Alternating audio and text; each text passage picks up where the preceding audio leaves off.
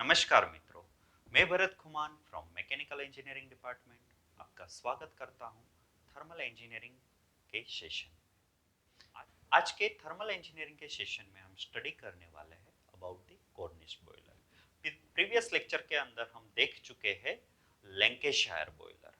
ठीक है, तो जो लैंकेशायर बॉयलर है it is nothing but the smoke tube boiler. तो ये जो बॉयलर है कॉर्निश बॉयलर, ये भी स्मोक ट्यूब बॉयलर है।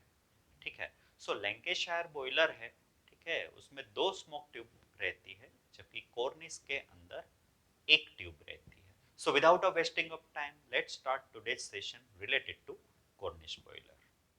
कंटेंट्स देख लेते हैं कि ये सेशन में कौन कौन से कंटेंट्स हम कवर करने वाले हैं। Definition, working of Cornish boiler, specification, advantages, disadvantages and applications. It is nothing but the horizontal boiler which help to produce a steam from water due to heat. Now let's discuss about a working of Cornish boiler. जैसे कि हम जानते हैं कि boiler का काम क्या है, टू जनरेट अ स्टीम। तो ये जो बॉयलर है वो हॉरिजॉन्टल बॉयलर है और एक ड्रम है।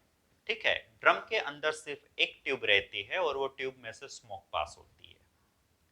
ठीक है, तो ट्यूब में से स्मोक पास हो रहा है और आसपास पानी सर्कुलेट हो रहा है, तो ये बॉयलर को हम बोलेंगे स्मोक ट्यूब बॉयलर। सो कंसेप्ट सेम है कि जो स्मोक है उसका टेम्परेचर हाई है और जो पानी है उसका टेम्परेचर लो है, तो जो हीट है वो ट्रांसफर हो रही है from high temperature to low temperature.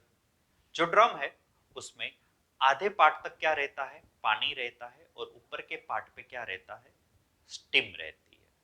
ठीक है, ड्यू टू डेंसिटी डिफरेंस हमको पता है कि स्टीम ऑलवेज ऊपर रहती है। ठीक है, सो अभी देखते हैं कि इसके साथ एसेसरीज कौन कौन सी लगती है। ठीक है, सेफ्टी वाल्व है, मेन होल है, स्टीम स्टॉप वाल्व है, then after blow off cock है, ठीक है, वाटर लेवल इंडिकेटर है। ये सारे जो पार्ट है, ठीक है, वो बॉयलर का एफिशिएंसी इंक्रीज करने में हेल्प करते हैं। जैसे कि सेफ्टी वाल्व, तो सेफ्टी वाल्व का काम क्या है, जरूरत से ज्यादा प्रेशर अगर डेवलप हो जाता है बॉयलर के अंदर तो वो क्या करता है, रिलीज कर देता है। देन आफ्टर मैन होल, अब ये हेल्प करता है जब इंस्पेक्शन करना हो। ठीक है, स्टीम स्टॉप वाल्व स्टीम को रेगुलेट करता है।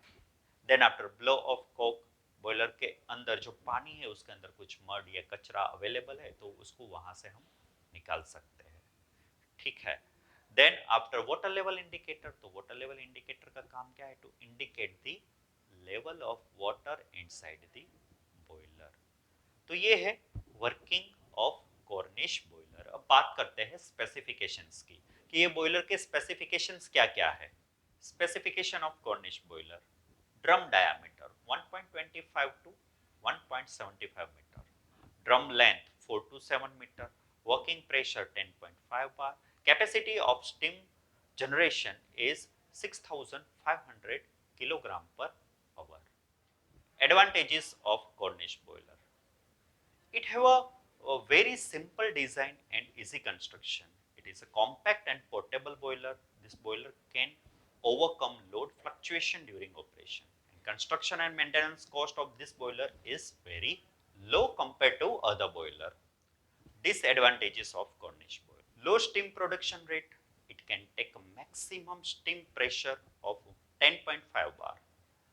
Need more ground due to horizontal structure. Applications of Cornish boiler: Cornish boilers are used in many industries like sugar, paper, chemical, etc. Cornish boiler are also used to produce a steam to run a steam turbine. It is also found in many marine industries. Kindly attempt this mind tested question and find a link in the description box. सो मित्रों, आज के ये session में हमने देखा Cornish boiler. Upcoming video lecture के अंदर हम देखेंगे बॉयलर माउंटिंग्स। टिल स्वस्थ रहिए, सुरक्षित रहिए। नमस्कार।